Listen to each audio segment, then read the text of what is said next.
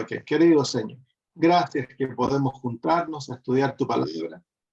A través de la distancia, Señor, es tan lindo volver a vernos, ya parecemos familia, Señor, hablamos, podemos, Señor, discutir cosas. Te damos gracias por la libertad que nos das como hermanos, Señor, de amarnos, de poder sentir, Señor, aquella confianza tan linda que tenemos los unos con los otros. Pedimos, Padre, en estos momentos que tú te hagas presente en nuestros hogares, donde estamos, que al estudiar tu palabra, tu Espíritu Santo hable directo a nuestras almas y que podamos, Señor, caminar contigo, amarte, Señor, más, conocerte mejor.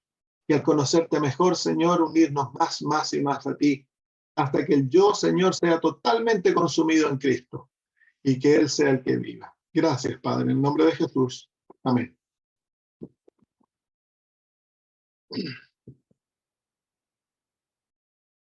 Muy bien, estamos en el libro de Romanos.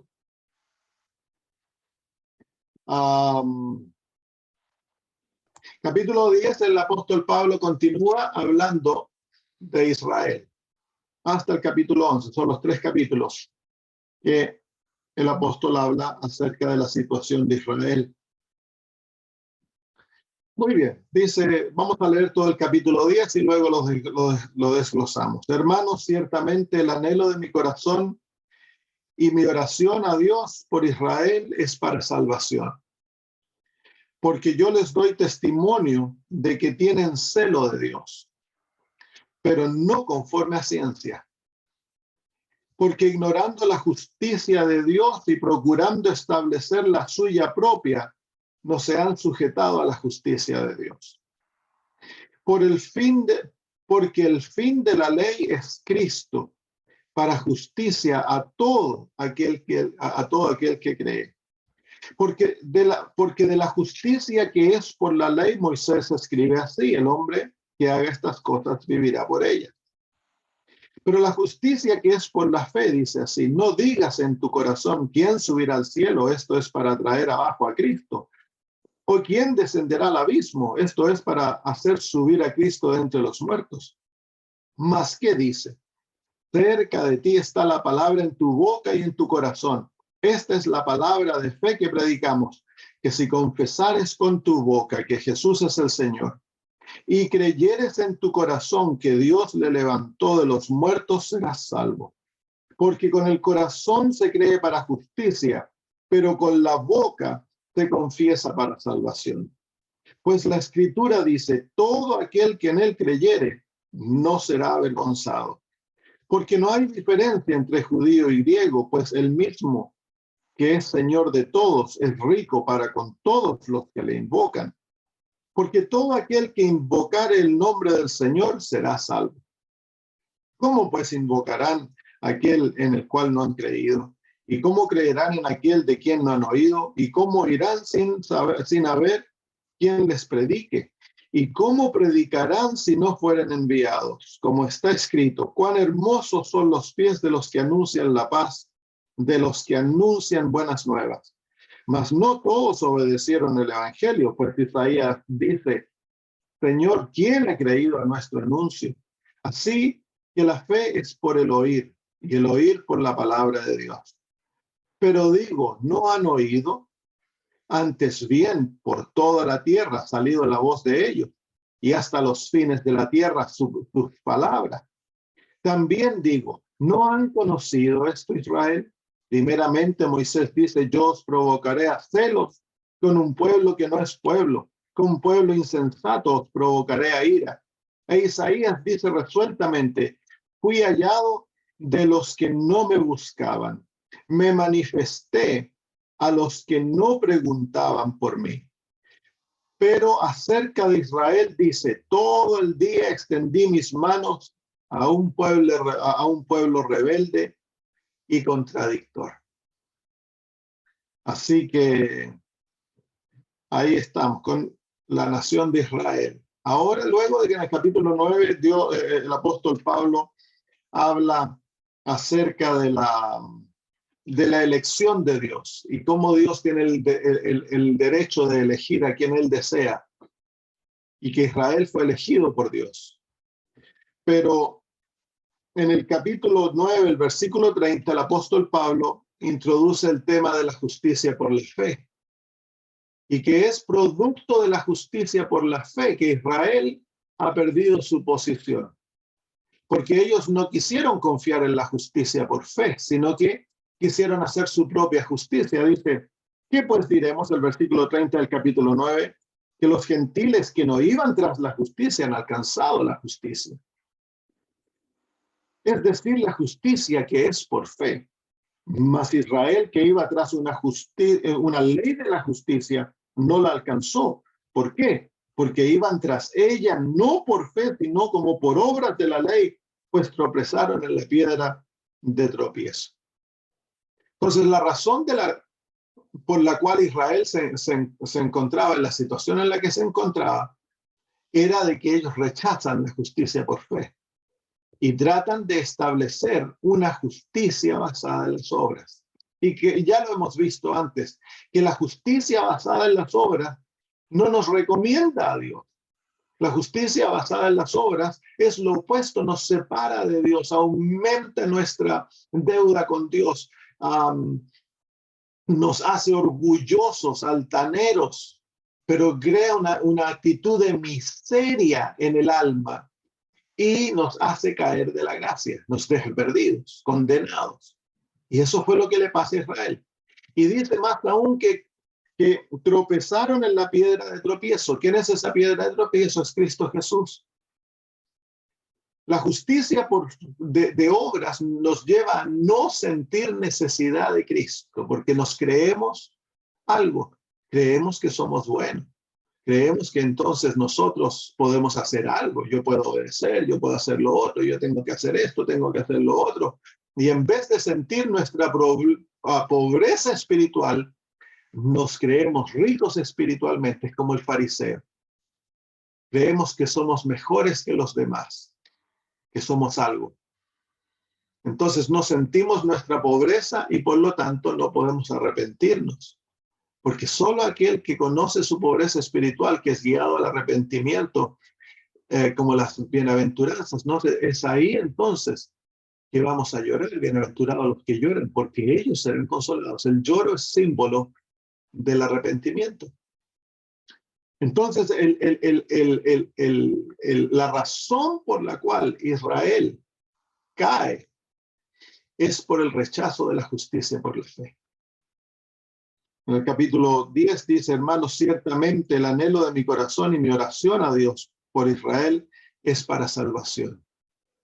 Porque yo les doy testimonio de que tienen celo de Dios. Son celosos, son fanáticos de Dios. Es que esa es la verdad, que una de las marcas que identifica a aquel que está justificado por sus propias obras, tiene un sentido de justicia por sus obras, es de que es fanático, celoso por las cosas de Dios. Y eso les lleva en los ojos de los demás a verlos como personas religiosas. Entonces son celosos en la vestimenta, andan criticando a los demás, en la comida, en las formas de la religión, son altamente celosos. Los cultos no pueden hacerse si no tienen el número de himnos, si tienen la rigurosa manera de hacer nuestros cultos, que ya lo hemos hecho por más de 100 años. Entonces, se cambia algo, se ofenden y se enojan y llegan las cosas se juntan y son celosísimos de todo. Pero no es un celo conforme a sabiduría, conforme con lo que el apóstol Pablo dice, conforme a ciencia. Entonces, dice luego el apóstol, porque ignorando la justicia de Dios y procurando establecer la suya propia, no se han sujetado a la justicia de Dios. Entonces aquí nos muestra el apóstol en este versículo nuestra actitud en cuanto a la justicia de Dios. Nosotros hemos de abandonar toda dependencia de nuestra propia justicia, porque Dios desea darnos su justicia. Cuando somos justificados por la fe, Dios nos otorga su justicia. su carácter, quién Él es en Cristo Jesús. Entonces, esa justicia maravillosa, porque Dios demanda que todo aquel que va a ser salvo ha de ser perfecto como Él es perfecto. Ha de ser santo como Él es santo. ¿Qué esperanza tenemos nosotros de ser perfectos y santos como Dios es santo y perfecto? Entonces, Dios nos otorga como un don aquello que Él demanda de nosotros, su justicia. Y al darnos su justicia, entonces ahora somos como Él. Tenemos su perfección, su santidad. Pero esa justicia no es recibida por obra, es recibida por la fe. Las obras testifican de la recepción de aquella justicia, porque una vez que se recibe la justicia de Cristo por fe, y esa justicia Dios la desea otorgar diariamente, entonces se va a manifestar en buenas obras. Vamos a vivir una vida como la de Jesús. El Señor a través del otorgamiento de aquella justicia nos va a transformar en su imagen. Y mientras más vivimos con Cristo, más como Él vamos a ser. Entonces, ese es lo que dice el apóstol Pablo. Aquí dice el versículo 3, pero ignorando la justicia de Dios. No ignoraban porque no sabían. Ellos la ignoraban porque no querían someterse a aquella justicia. Era una ignorancia voluntaria. Por eso el pecado de Israel era fue tan grande. Imagínense que el Rey del Cielo vino a caminar entre ellos, manifestó una vida tan maravillosa y los judíos lo mataron. ¿Por qué? Porque no porque ellos no sabían quién él era, que los judíos, los líderes judíos tenían plena conciencia, dice la hermana Guay, de quién Jesús era. Pero lo mataron porque no se conformaba a sus ideas de justicia. La manera de guardar el sábado de Jesús violaba los preceptos de los fariseos. Entonces lo odiaron y planearon matarlo. Entonces, la justicia de Cristo, su bondad, su amor, todo lo que Él manifestó, era totalmente contrario a los términos de justicia de Israel. Por eso fue la piedra de tropiezo para ellos. ¿Y será que Jesús es piedra de tropiezo para nosotros? ¿Será que su carácter, su bondad, su pureza, su amor, su aceptación nos ofende? Que preferimos hablar de tantas otras cosas, pero Jesús no está en nuestra boca. En el vocabulario adventista Jesús es muy raro. Lo mencionamos, sí, pero ¿de qué deseamos hablar? ¿Cuál es el amor de nuestra vida? Muy bien, porque ignorando la justicia de Dios y procurando establecer la suya propia. El que procura vivir por su propia justicia, él está tomando el lugar de Dios, se vuelve un anticristo. Porque Dios es el justificador. Lo leímos cuando estudiamos el capítulo 3 de Romanos. Dios tiene la prerrogativa de justificar al impío. Nadie más puede hacerlo. Pero cuando tú tratas de hacerte aceptable ante Dios por tus obras, por lo que tú haces, y te sientes mejor que los demás y crees que eres un buen adventista por lo que crees y por lo que haces, entonces estás tomando el lugar de Dios. Por eso este pecado es tan ofensivo ante Dios, porque es un pecado de orgullo. El no ir ante Dios menesteroso como el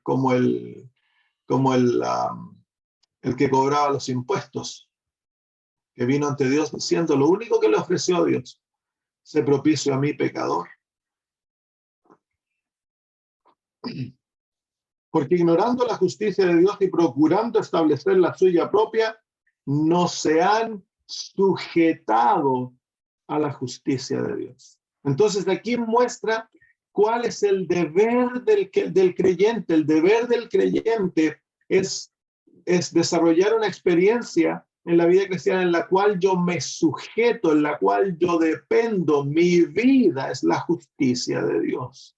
Es como el cordón umbilical del bebé. Tiene que haber una dependencia total, no en nosotros, sino que en Cristo. El yo ha de morir, ha de ser crucificado diariamente, ha de ser abandonado, negado, maltratado si es necesario. Pero para que nos aferremos a Jesús. Por eso que es necesario pasar tiempo a los pies de la cruz, para que en esa relación te revele mi verdadera condición. Y de eso yo dependa en Cristo. Él sea mi amor, Él sea mi vida, Él sea mi sabiduría, Él sea mi todo. Jesús es mi todo. Entonces los judíos, producto de que ellos establecían su propia justicia, no sentían necesidad de la justicia de Jesús. Es por eso que lo mataron, porque no pueden convivir dos sistemas de justicia juntos. Son antagonistas, son enemigos el uno al otro, porque una provee del reino de Satanás. Satanás es el que se cree algo. Él creyó de que él podía existir sin Dios, que él era hermoso, que él era sabio, que él era perfecto, y él lo tomó todo eso como propio y se olvidó que era Dios el que le había otorgado todos estos dones. Y el momento que Satanás le ocurrió eso en el corazón, entonces trató de destronar a Dios y tomar el lugar de Dios. Satanás es el primer legalista. Él establece los principios del legalismo. El legalismo fija los ojos en mí y me creo bueno porque, bueno, yo pago el diezmo, yo hago esto, yo hago lo otro. Y me olvido que todas esas cosas Dios me las ha dado a mí. Que todo lo que soy, Dios me lo ha dado a mí. Entonces la justicia de Dios me lleva a olvidarme de mí y me lleva a ver a Dios por lo que Él es, el dador de toda buena dádiva. Y me lleva a depender de Él. Entonces el que recibe la justicia de Dios y está consciente diariamente de aquello va a tener una vida rica de oración, una vida rica devocional, de estudio de la palabra. Va a contar las buenas nuevas, como el apóstol Pablo en el capítulo 10.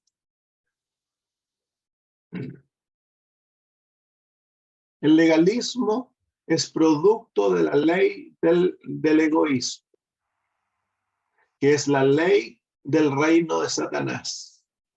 Yo no necesito a Cristo. Si yo soy bueno, eso es lo que el legalismo dice. No lo diremos verbalmente, pero eso es lo que el legalismo dice. Yo no necesito a Cristo. Entonces, si no necesitamos a Cristo y Cristo viniese hoy, ¿quién sería que lo crucificaría? Nosotros, pues. El legalista.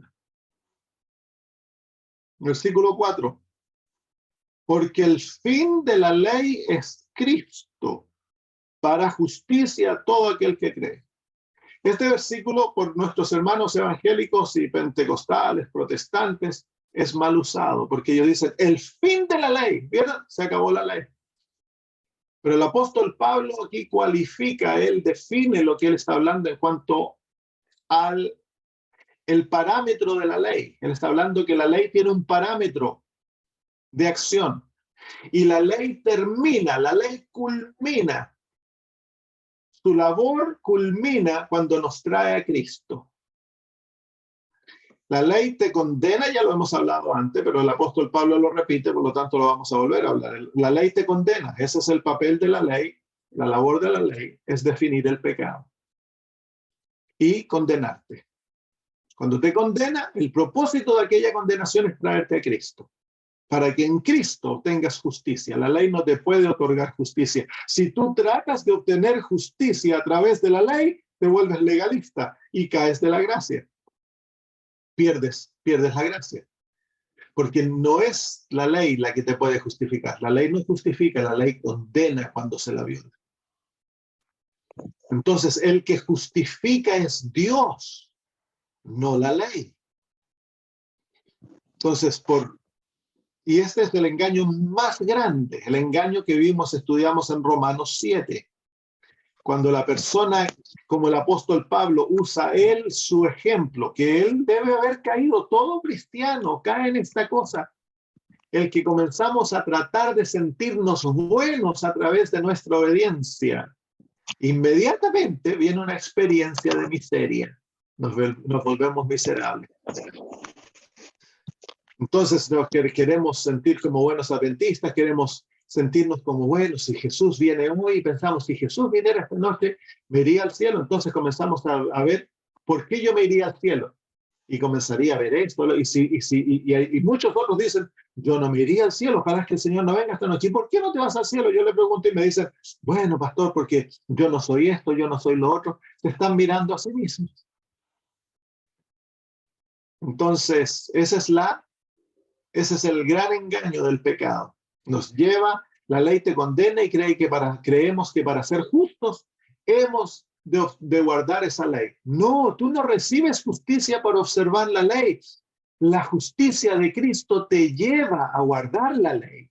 Eso sí, la justicia otorgada por fe te hace obediente, porque no hay condenación a aquel que está en Cristo Jesús.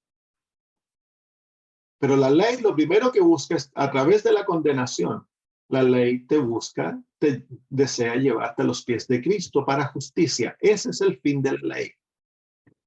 Entonces aquí la palabra fin se está usando más como un objetivo que como una terminación, pero también es terminación. La ley cumple su labor, termina su papel con el pecador cuando lo ha condenado. Si el pecador no busca la justicia de Cristo, sigue condenado y por lo tanto eventualmente va a merecer la muerte. Entonces, esa es la labor de la ley, de la ley. Y nunca cambia.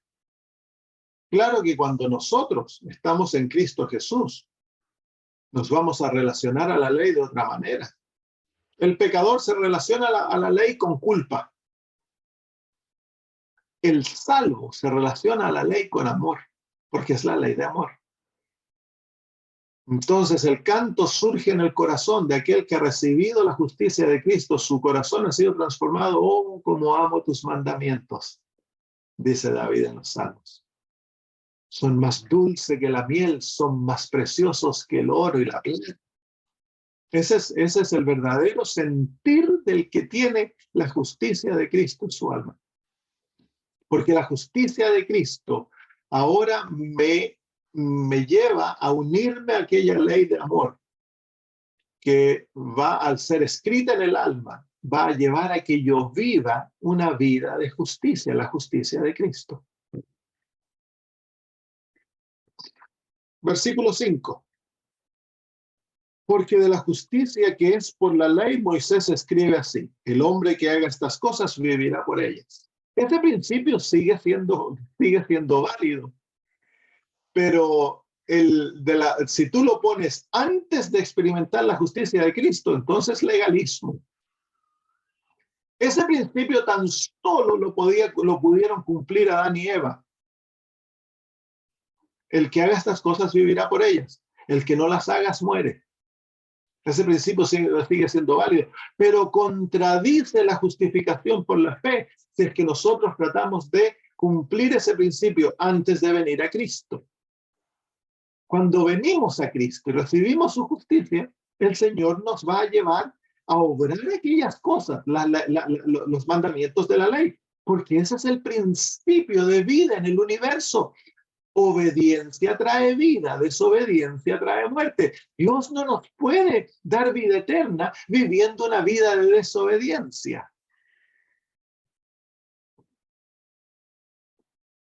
Versículo 6. Pero la justicia que es por la fe dice así: no digas en tu corazón, ¿quién subirá al cielo? Esto es para traer abajo a Cristo. ¿O quién descenderá al abismo? Porque esto es para subir a Cristo entre los muertos. En otras palabras, la justicia por la fe no duda. Primero, las preguntas esas son preguntas de duda. Y lo segundo, la justicia por la fe no lo busca entender todo para creer en lo que Dios dice. Dice, no digas en tu corazón, ¿quién subirá al cielo? ¿Cómo poder subir al cielo para entender, para ver con mis ojos, para yo poder tener 100% conciencia de lo que, de lo que se dice? Porque eso es lo que buscaban los israelitas. Los israelitas vieron a Jesús y lo vieron como un nazareno pobre y lo desdecharon. Lo que sus ojos le decían negaba lo que la palabra de Dios decía. Entonces despreciaron a Jesús a través del testimonio de sus ojos. Dudaron de él. Entonces la justicia por la fe no espera tener un testimonio externo para creer en lo que Dios dice. No espera que Jesús venga del cielo a confirmarlo, ni que Jesús salga del sepulcro para darnos testimonio. No. La justicia por la fe se aferra a la palabra de Dios y espera en lo que Dios ha dicho. Versículo 8. Más, ¿qué dice? Cerca de ti está la palabra, en tu boca y en tu corazón está la palabra de fe que predicamos. Entonces es la palabra de fe que se predica, es la palabra de Dios que se predica, que nos lleva a la fe. Y está cerca, dice, está cerca de tu boca y cerca de tu corazón. Ahí es donde se ha de implantar aquella palabra de fe. En vez de nosotros dedicarnos a tratar de entender todos los detalles y a desmenuzar todo. No. Eso es lo que Dios no espera, que lo entendamos todo para creer. Dios espera que el momento que la palabra es recibida, nosotros creamos lo que la palabra dice. ¿Por qué? Porque es la palabra de Dios. Ahí es, la palabra de Dios es la base de la experiencia de la justicia por fe. Es lo que Dios nos promete, que si es recibido por fe y es proclamado por la boca, entonces llega a ser una realidad en nuestra vida. Entonces el apóstol Pablo aquí nos muestra como obra. Dice que si confesares con tu boca que Jesús es el Señor y creyeres en tu corazón que Dios le levantó de los muertos, serás salvo. Dos cosas: el creer y el confesar. Esa es la manera que se recibe la justicia por la fe. Si tú no lo crees, no lo vas a confesar. Tu confesión, si no lo crees, es falsa, no sirve de nada. Entonces se ha de recibir la palabra de Dios en el corazón y se ha de creer en ella. Ese es el primer aspecto de la verdadera fe. ¿Se acuerdan ustedes que hemos hablado muchas lunas atrás de los tres realidades de la fe que le hacen una verdadera fe? Y la primera realidad de la fe, para que sea verdadera fe, es el creer. Es el escoger creer que lo que Dios me promete es verdad. Cuando creemos, entonces, hemos de confesarlo. Y ese es el segundo aspecto de la verdadera fe, que la fe obra de acuerdo a lo que cree. Entonces hay que creerlo y hay que confesarlo con la boca. El Señor Jesús expresa este mismo sentimiento en Marcos capítulo 11.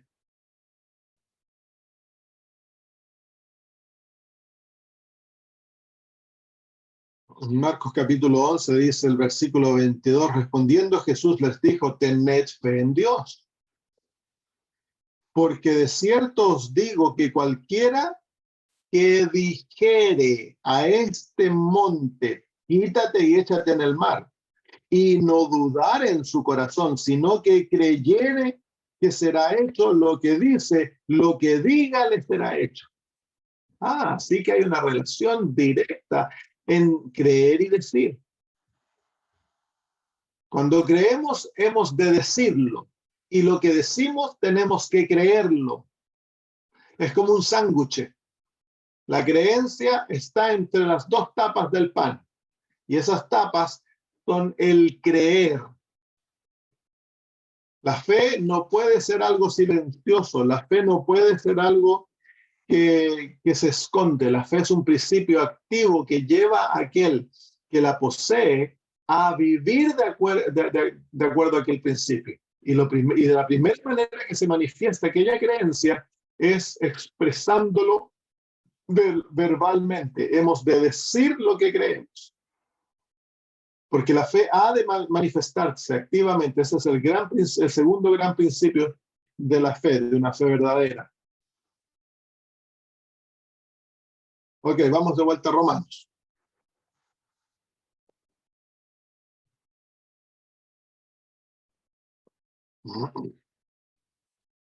Versículo 9. Sí, que si confesares con tu boca que Jesús es el Señor y creyeres en tu corazón que Dios le levantó de los muertos, serás salvo. Sencillo, ¿no? El creer de que Jesús es el Señor, no tan solo el Salvador, sino que el Señor. Hay una diferencia entre el Cristo como Salvador y Cristo como Señor. Hay muchos que anhelan tener a Jesús como Salvador, pero no se someten a Él como Señor. Para que Jesús sea el Señor de la vida, Él tiene que tener plena autoridad en tu corazón, en tu vida, en todas tus acciones. Todo lo que haces ha de ser sometido, tu voluntad, tu corazón, tu mente, tu cuerpo, tus órganos, todas tus facultades han de ser sometidas al señorío de Cristo Jesús. Si creemos que Él es Señor. Eso significa creer. El creer que Él es el Señor. Claro, es fácil creer como que Jesús es mi Salvador, entonces yo le digo los pecados, ya Jesús me perdonó, soy salvo y puedo seguir viviendo como yo quiero. Entonces, no, eso no es todo lo que la Biblia pide. Hemos de creer en Cristo como nuestro Salvador y como nuestro Señor. Al creer como Salvador, vamos a creer que Él perdona que a través de Él mis pecados son perdonados, su sangre pagó por toda mi culpa, me representa en los cielos. Ante el Padre tengo plena certeza de salvación en Cristo Jesús. Pero eso va mano a mano con la realidad de que Jesús ha de ser aceptado como Señor. Y en el Señor viene el aspecto de la obediencia. Yo ahora soy un siervo de Cristo. Vivo para hacer su voluntad. Él tiene suprema autoridad en mi vida. No vivo para mí, sino que vivo para Él, dice el apóstol Pablo. Esa es la realidad de Cristo como Señor. Y yo pienso que la falta de la conciencia de esto en muchos nos lleva a vivir una vida de desobediencia. Dice hermana Guaya, de practicar la presencia de Dios en nuestras vidas. Estar conscientes de que cuando yo estoy solo y estoy al frente de la computadora, no he de mirar nada que ofenda a Jesús, porque yo vivo para Él, no para mí. Y cuando me relaciono con otros, yo no he de decir nada que ofenda a Cristo. No voy a ir a lugares, no voy a hacer cosas, no voy a tomar, ni comer, ni vestirme, ni hacer nada que vaya en contra de la voluntad de Cristo, porque yo no vivo para complacerme a mí mismo, yo he muerto a mí mismo. Yo vivo ahora para complacer al Señor Jesús. Y mi pregunta más grande ha de ser en mi vida, Señor, ¿qué deseas que haga? ¿Cuál es tu voluntad? No mi voluntad, sino tu voluntad, Señor. Revela tu voluntad a mi vida y yo voy a hacer lo que tú me reveles. No importa cuán doloroso, no importa cuánto sacrificio, no importa dónde tú me guíes. Señor, tú eres el Señor. Yo soy el Señor. Si tuviésemos esa conciencia diariamente, nos ahorraríamos de tantos problemas. Muy bien, si confesares con tu boca que Jesús es el Señor y creyeres en tu corazón que Dios le levantó de los muertos, serás salvo. Por ejemplo, aquí el apóstol Pablo está usando dos ejemplos del plan de la redención, en la cual nosotros hemos de ejercer nuestra fe. En otros lugares habla del creer que Jesús murió por nosotros, de creer que Cristo es el Salvador. Hemos de creer en cada aspecto del plan de la redención, hemos de ejercer fe. Cuando nosotros creamos de que Cristo nació como un bebé, es tan importante como creer que Él resucitó de los muertos. Cuando creamos que Cristo vivió una vida perfecta, que no pecó, y que esa vida fue vivida por mí y conmigo. entonces tiene el mismo efecto. En cada aspecto del plan de la redención hemos de ejercer la fe y expresar aquella fe que nosotros creemos que Cristo, si creemos que Cristo viene nuevamente, es un aspecto del plan de la redención. Entonces, si creemos, ¿qué vamos a hacer? Porque la creencia va unida a acción. Si creemos que Cristo viene pronto, entonces hemos de actuar de acuerdo a aquella creencia. Y es esa unión del creer y del actuar, del creer y confesarlo, que nos da la justicia de Jesús.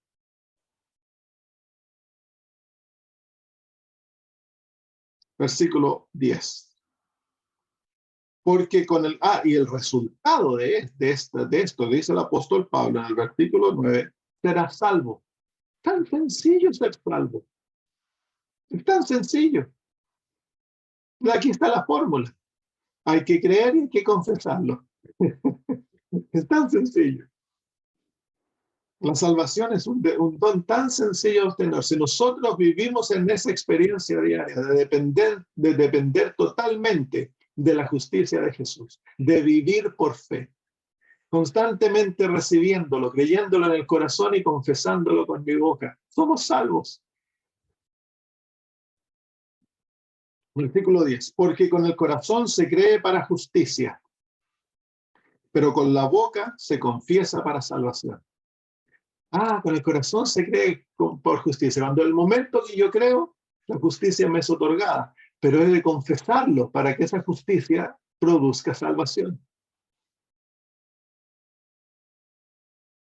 Pues la Escritura dice, todo aquel que en él creyere no será avergonzado.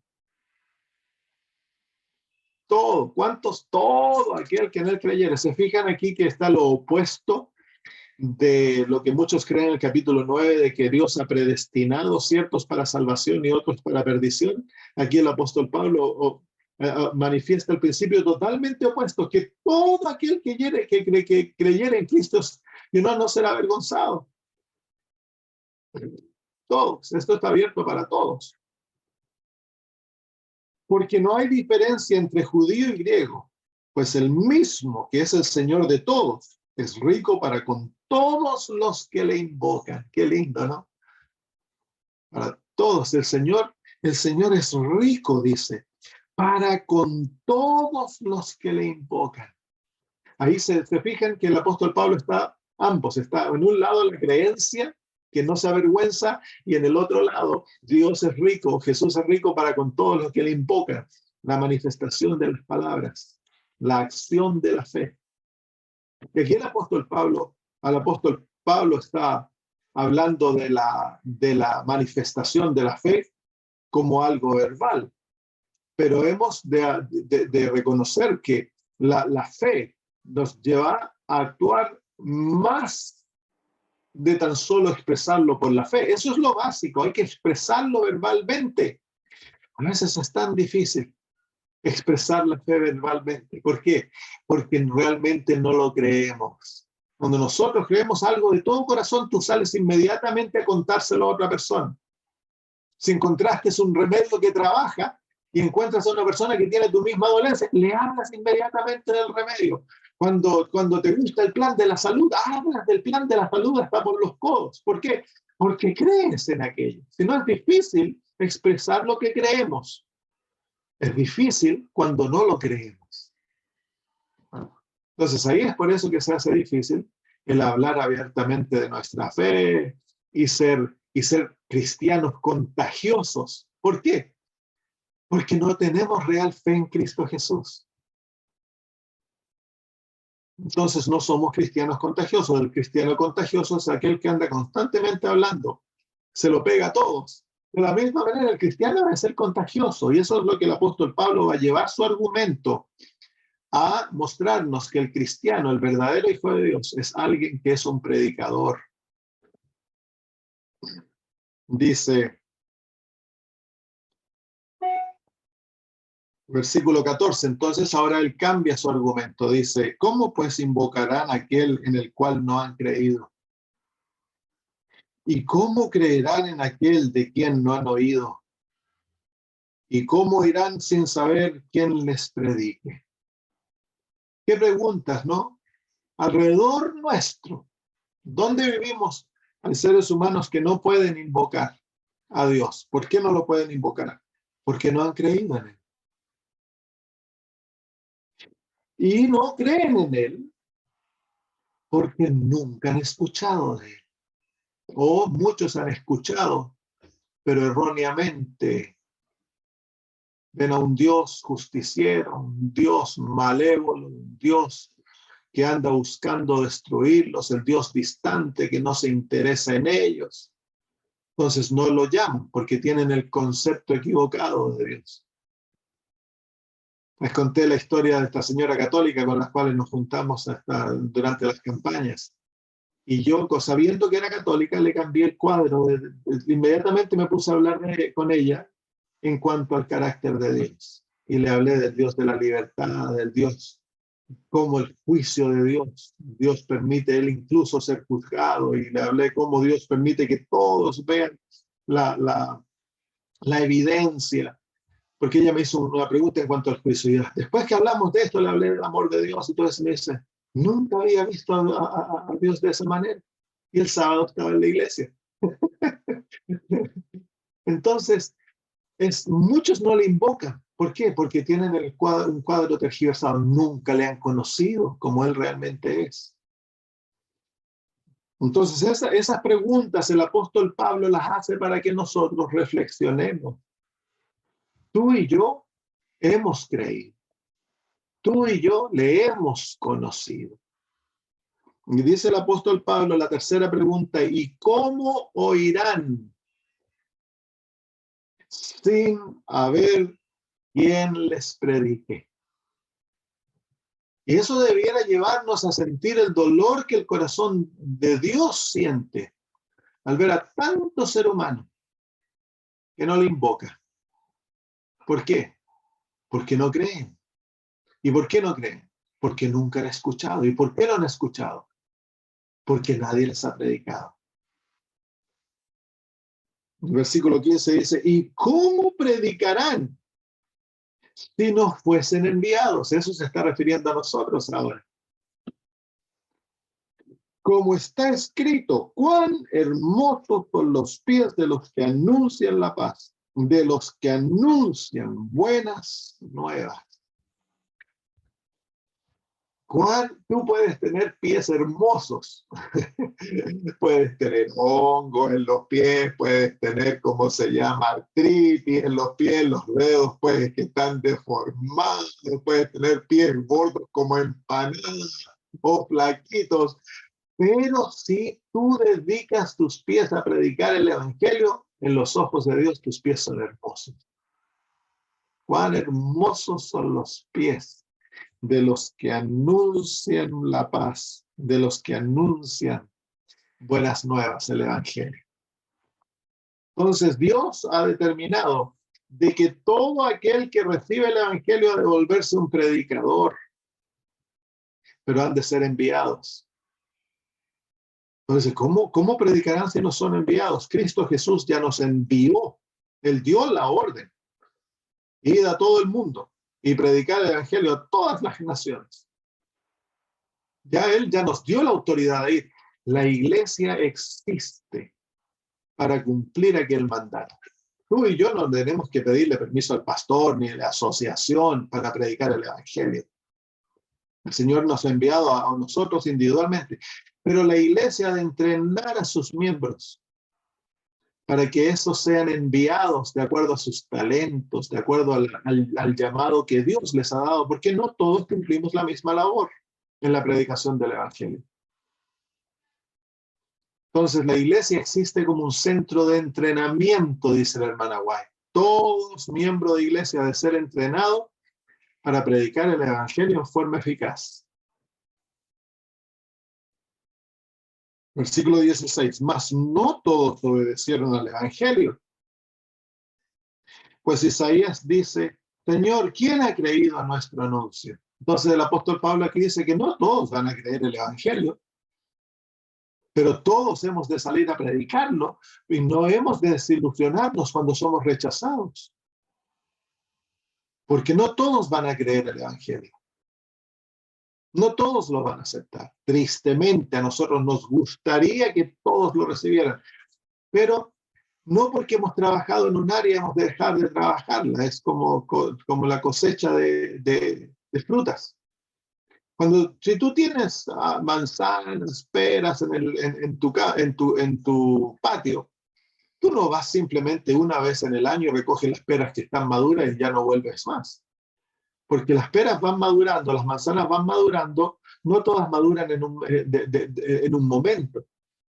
Es lo mismo cuando nosotros, la iglesia está establecida en una comuna, en una comunidad.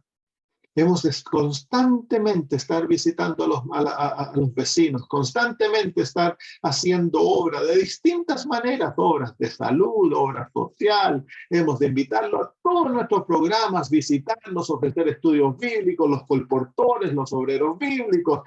Mil y una maneras tienen que ser visitados porque distintos anzuelos agarran a distintos pescados.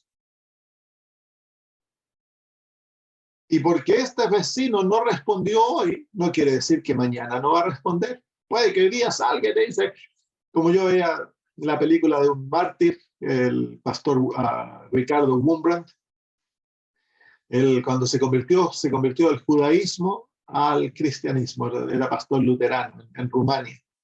Pasó 14 años en la cárcel por su fe. Y él con su esposa salieron a golpear puertas, a compartir su fe. Y llevaban su bebé, golpeaban puertas y le llevaban a la gente tarritos ¿cómo se llama?, de conservas. Se las ofrecían. Y había un hombre que cada vez que salía le gritaba, que no te quiero. Y pasó un tiempo.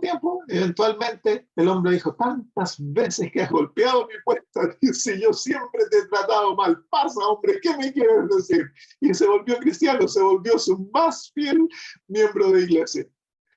Entonces no debemos desanimarnos porque nos rechazan o nos miran con mala cara, nos cierran la puerta de la casa. Debemos de seguir porque ¿cómo llamarán si no han escuchado? ¿Cómo creerán? Nosotros les hacemos un favor, hemos de amar al perdido, no buscarlo como una oveja perdida, hermanos. Es nuestra labor. Tú y yo somos los que tenemos pies que son preciosos. Así que no necesitas ir allá que te pinten las uñas, que te limen la uñita para que tus pies se vean bonitos. No, predica el evangelio y ante los ojos de Dios tus pies son hermosos. Qué lindo, ¿no? Bueno, lo vamos a dejar hoy aquí. Terminamos entonces en el versículo 16. Seguimos la próxima semana. ¿Hay alguna pregunta por ahí? Pastor, usted recién hace un ratito dijo que Él nos quiere a todos y quiere que todos seamos salvos. Dios. Pero también el otro día hablaba y me quedé no contenta, no por lo que usted dijo, sino por lo que yo entendí, de que Él sabe quién nos vamos a perder, quién nos vamos a salvar, y vale la pena. Lógicamente nosotros no sabemos si nos vamos a perder, nos vamos a salvar, tenemos que hacer su voluntad para ser salvos, y si no, pues no nos vamos a salvar. Pero no me quedé pensando en mí, sino en las demás personas que no aceptan, que pelean, que discuten, que es insistir con ellos, como usted estaba diciendo ahora, que ese señor de tanto que le golpearon le abrió la puerta. Es así, nosotros tenemos que seguir insistiendo, a pesar de que, bueno, no somos Dios para saber si se va a perder o se va a salvar, pero no sé, es como que, y le digo una cosa, tengo una amiga que la quise y la quiero mucho, ella adventista, y se fue ella cree todo lo que su cuñado predica y lo que otro hombre de por acá predica. Y yo oro porque me da miedo llamarla para hablarle. Ella sabe mucho. Y en eso estaba pensando, ¿será que ella se va a perder? Porque negó, se salió, y como dice la Biblia, cuando alguien deja su casa sola, 7 demonios vienen. ¿Será eso así? Bueno, nosotros hemos de relacionarnos con las almas como que todos se van a salvar. Y hemos de trabajar con la fe de que nuestra obra va a traerlos a todos a la fe. Quien se pierde y quien se salva, eventualmente cada uno escoge su paso. Dios no determina el futuro de nadie. Dios conoce el fin de todas las cosas, pero Él no determina el futuro de nadie. Nosotros nos forjamos nuestro propio futuro. Y es entonces, si por fe nosotros nos relacionamos con cada alma que nos encontramos como un salvado, y compartimos nuestra fe y trabajamos por ellos, los amamos, tenemos muchas más chances de traerlos a Cristo Jesús. Dejemos la decisión de quién se pierde, quién se salva, en las manos del juicio. Nosotros dediquémonos a predicar el Evangelio, a tratar de salvar a todos, a los más que podamos, traerlos a los pies de Cristo. Ok, gracias. Tristemente los hermanos están cayendo en esta doctrina que mi cuñado está distribuyendo junto ahora con un grupo, hay un grupo muy grande, están distribuyendo la doctrina del universalismo, han abandonado ahora muchas de las posiciones adventistas del juicio, del fin del tiempo de gracia, de los 2300 días, niegan que el sábado es el sello de Dios, todas esas cosas. Cuando alguien ha estado en la verdad y teniendo la verdad, la abandona, entonces el riesgo de perder la salvación es grande. Porque cuando abandonamos la verdad, estamos abandonando a Cristo. Porque Cristo Jesús dice, yo soy la verdad. Entonces, toda manifestación de verdad es Cristo. Toda manifestación de error es Satanás. Entonces, al aceptar el error, estamos siguiendo al príncipe de la mentira, que es Satanás. Es por eso que Dios, ¿cómo se llama? Aquellos que eran ignorantes, Dios tiene sus días, sus tiempos de ignorancia, les cierra sus ojos. Pero aquellos que han estado en la luz y abandonan la luz, entonces su culpa es bastante grande ante los ojos de Dios. Es una posición muy terrible de encontrarse. Pero los que se cambian la creencia, como esta chica que ya creo cualquier cosa va a comprar el sábado, todo eso, y va a comprar el sábado para no ver al resto de la gente que vamos los otros días. Yo creo, pero si alguien se va de la iglesia, yo tengo un hijo que no va a la iglesia, no va a ninguna otra, pero no va a la iglesia. Él ora con sus nenes y todo, pero no va. Entonces, no es que crea otra cosa, pero a veces me pienso en él y oro mucho, ¿no? Pero pienso que porque yo le hablo y él me escucha. Él no es que me diga, no, mami, no quiero saber nada. No, él escucha lo que yo puedo decir. Pero duele. Duele. Yo tengo tres hijos míos, están afuera. Y es doloroso. Y lo que hemos de hacer es compartir la fe y amar, orar por ellos y creer que Dios los va a traer de vuelta. Pero yo no creo que se van a perder. Yo de todo corazón creo que el Señor los va a traer a la fe, porque estamos orando asiduamente por ellos. Así que ni siquiera pienso en que se van a perder. Pero el cambiar la verdad por el error es un costo muy caro, muy caro. Imagínense esa hermana, y cuántos de esos escucho yo que las enseñanzas de mi cuñado están llevando. Comen lo que sea, marisco, chancho, ahora ya no guardan el sábado, muchos se están apartando de la iglesia, consideran el espíritu de profecía como error. Entonces han abandonado la verdad por el error, se han quedado en oscuridad pensando que tienen una luz tan maravillosa, han caído en un engaño tan terrible, tan terrible. Cuando mi cuñado comenzó en esto, el Señor me dijo, quiero que le hables porque él está a punto de caer en un precipicio del cual no hay retorno. Porque es un engaño muy espeso, les hace sentir como que han descubierto a un Dios maravilloso, un Dios de amor y que les permite hacer todo y les da una religión permisiva. Y están engañados, terriblemente engañados. Entonces creen que pueden hacer lo que sea, hasta al final voy a ser salvo igual. No hay para qué obedecer, no hay para qué vivir una vida tan estricta. Dios me salva igual. Es un engaño muy espeso. Oscuridad muy, muy, muy dura. Me causa mucha pena lo que está ocurriendo y lo que está ocurriendo en Sudamérica, que hay tanto lugar donde esta doctrina ha causado tanto desunión ahora y las iglesias están confusas, es porque no conocemos la palabra. Si conociéramos la Biblia, el espíritu de profecía, no caeríamos en un error si es algo tan básico, que la Biblia es tan clara en ello, donde uno lee, encuentra al Dios que va a castigar al impío y va a destruir el pecado y no va a volver a levantarse. Es algo tan sencillo, tan básico. Pero sin embargo caemos en ello. ¿Por qué? Porque no conocemos la verdad o no amamos la verdad. Dice el Señor, dice el apóstol Pablo en el libro de Segunda de Tesalonicenses, dice en el capítulo 2, dice, en el versículo 10 dice, y con todo engaño de iniquidad para los que se pierden, por cuanto no recibieron el amor de la verdad para ser salvos. No amaban la verdad.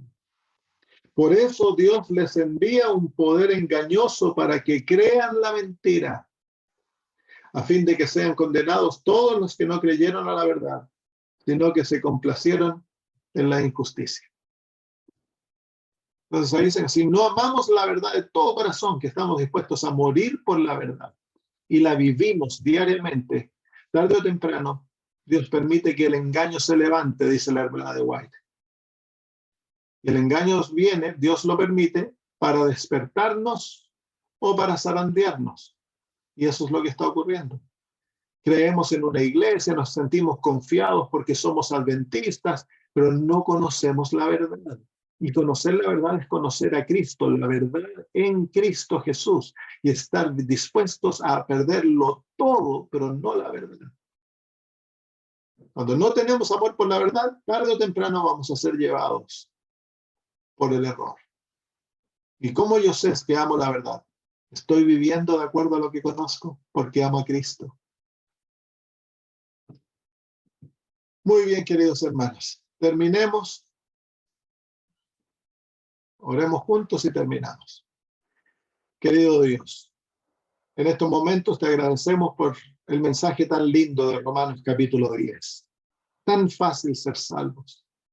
Queremos confesar con nuestra boca que creemos que Jesús es nuestro Salvador, que Él vino a este mundo, Señor, para rescatarnos, que nació como un bebé, vivió una vida perfecta por nosotros y con nosotros, Señor, que todo lo hizo para darnos una vida, para darnos su justicia, Señor, un carácter puro y santo. Creemos que fue crucificado por nuestros pecados, pagó nuestra deuda, que fue enterrado y resucitó, Señor, el tercer día. Lo creemos de corazón y que hoy vive en los cielos, intercediendo por nosotros y que pronto volverán las nubes de los cielos. Lo confesamos con nuestra boca porque lo creemos en nuestro corazón. Y Señor, queremos pedir de que tú nos llenes de tu justicia, que nos hagas predicadores, que nuestros pies sean hermosos, Señor, que dediquemos nuestra vida a compartir el evangelio con aquellos que no lo conocen, que no nos cansemos de hacer el bien, Señor, de amar a aquel que está perdido, Señor, y perseguirlo, Señor, seguirlo, pues, con la esperanza de que se volverán a Jesús. Y pedimos por aquellos de nuestros seres queridos que están perdidos, nuestros hijos, Señor, especialmente que están lejos de ti. Te suplicamos que tú los atraigas, Padre, que tu Espíritu Santo les hable al corazón, a su alma, y que se entreguen nuevamente a ti, Señor, antes que sea demasiado tarde, que la muerte de Jesús no sea en vano por ellos, te pedimos. Y te pedimos, Señor, que intervengas en esta realidad de lo que está ocurriendo, Señor, con la predicación de este falso evangelio, Padre. tantos hermanos están cayendo en este error y pedimos que tú intervengas, Señor, que lleves a los hermanos a estudiar tu palabra por sí mismos, guiados por tu Espíritu, y que se den cuenta del error en el cual se encuentran y que puedan despertar, Señor, decir, Señor, no seguir en el error. Gracias, Padre, en el nombre de Jesús. Amén. Un abrazo para todos.